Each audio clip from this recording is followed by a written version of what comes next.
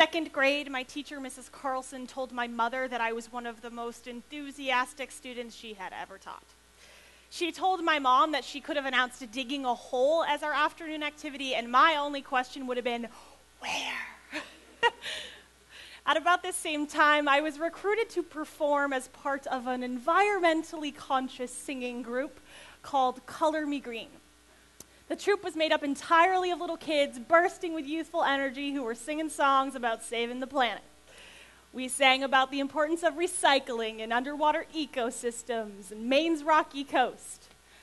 But I think the most significant part of that experience is that it led me into a recording studio for the first time in my life, though not the last. Now, be kind. It was 1993. I was only 7, but I knew I was in love. Listen. I'm gonna lie down on the ground and give the earth a hug. Gonna take a walk, tell a tree I love you. I'm gonna listen to the music of a river. I'm gonna sing to every bird up in the sky. Gonna celebrate this beautiful world. Gonna celebrate the colors I can see. And in my life, I'm gonna be someone who keeps the earth forever green. Thank you. So, thank you. I got really lucky because as I was preparing for this presentation, that sweet little song resurfaced in my life after almost 20 years. It was an unexpected surprise for sure. But it reminded me of the most important things: to live without fear, to believe in myself, to love something deeply, and to share it openly. When I listen to that, I hear the voice of a little girl with a big spirit. I hear a love song to the world, and I hear joy in its purest form. See, as we get older and we get a better understanding of ourselves and a more realistic awareness of the world, I think it becomes so easy to lose that sense of excitement and wonder that we experience as children. I have a lot of little cousins, and I'm always blown away by their energy and enthusiasm for the simplest tasks. Now, maybe that contrast is so sharp because I hang out all day with teenagers. And a lot of them have figured out just the opposite, that their definition of cool is to, like act through life like they're unfazed and unaffected. A lot of like, whatever, Miss Francis, I got this. But instead of saying, fine, I meet them here. And I'm like, no, you don't. So I try to live my life like this. Now, sure, that means it can be a little frightening, or you frighten other people because you're always excited and you're open and you're vulnerable and people can actually see what it is that you care about. But it also means that you're free. Living like this enables you to be a liver of life instead of a spectator of it. Now, a friend kind of put this all into language before I was able to, so I'm going to share just a snippet of his words because they just kind of had it spot on. He wrote, "Dear Sammy Francis, you were the cool geek before geeks were cool. The passion that was all over your face for everything new and exciting. Who's this person? Who lives here? What's this poem mean? Have you heard that song?" was something I'd never seen before and couldn't figure out at first. But as that first semester wore on, in that first year, and then another, and in the years since, I started to get it. You know what you like. You get a hold of it, and you geek the hell out on it. Now, thanks, he's totally right. There's a very long list of things that I can't share with you today that get me all jazzed up, though the short list would include anything to do with Scotland, including its literature. I actually wrote my graduate thesis on a writer named Muriel Spark. Are you getting it? Shiba Inus would be on there, though I don't own one yet. Laura Marling, The Lord of the Rings, Ricky Gervais, Garamond Font. And I'm still sort of deciding whether that sense of curiosity was innate or if it was carefully cultivated by the world as it raised me. In all likelihood, it's probably a combination of the two. But don't let me fool you entirely. Like I said, I know that living this way can be a little scary, and I know that because I drive a car. Now, in my car, on my way to anything, whether it's school or yoga, my parents' house, doesn't matter, I tend to give myself a pep talk. And in the car, I look a little something like this. Okay, Sammy, like today you're just gonna be super cool. You're just gonna like calm down for a minute and just listen to everybody. And you're just gonna take a deep breath and blow everybody away with how laid back you are. Well, maybe judging from the fact that I am standing here right now, you have figured out that that never works. Because my drives home look like this. Oh my God, they think that I'm crazy. They totally think that I'm crazy. I have to make sure that I explain that thing better on page 4, and why didn't I do that? And why do I always have to share what I am thinking? But thanks to Hug a Tree and a letter from a friend, I think I've finally sorted this whole passionate predicament of mine out. I've realized that I cannot stop sharing because I cannot stop loving.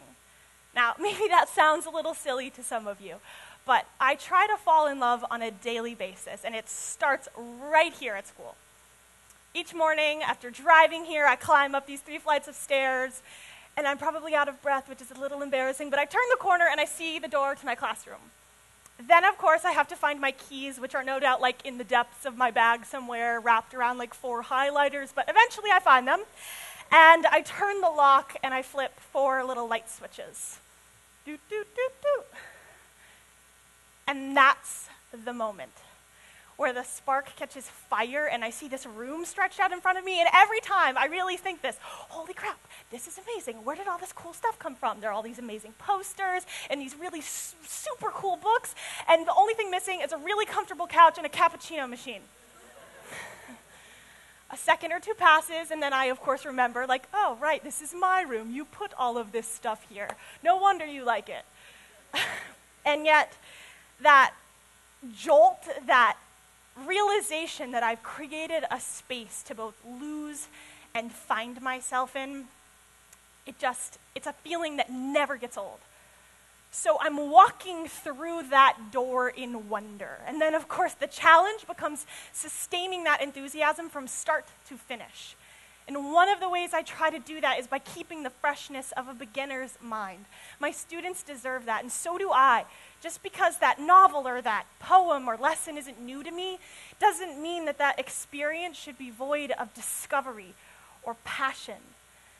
So if I've done all that and I've done it right, it means I'm walking out of that door exhausted, like in awe, but at just how very tired a human being can actually be. And that is why I have music, to reignite that spark when cynical voices or skeptical teenagers have sort of drained it dry for the day. I play music because I love the way it makes me feel alive, passionate, and free. So I'll be honest, I'm not standing here saying that I sing songs to save the planet anymore, or to inspire social change or in search of fame or critical reception. I write, I teach, I play, I share, I love, because I can.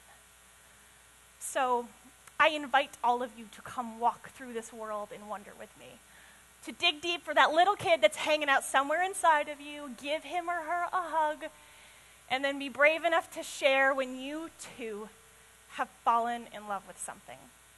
I'll try to show you what I mean.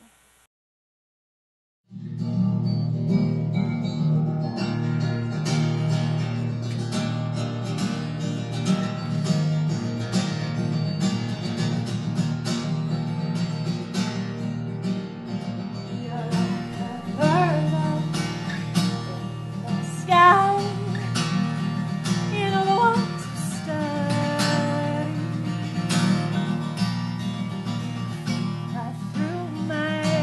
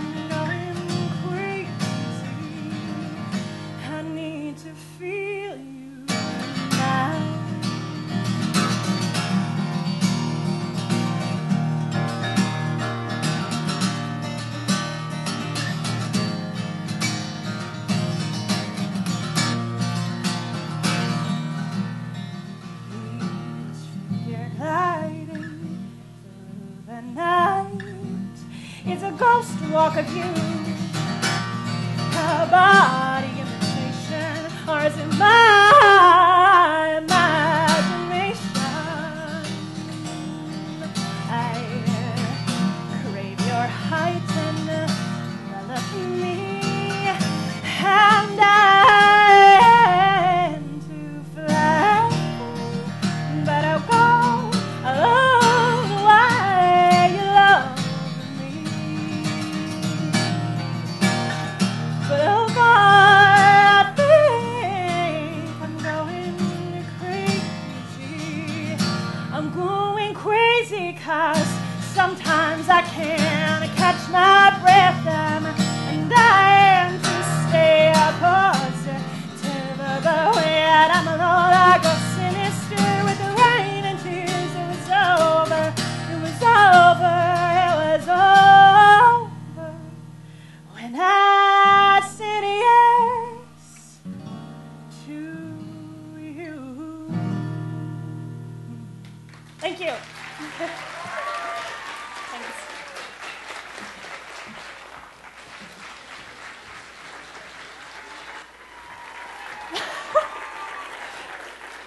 Thank you.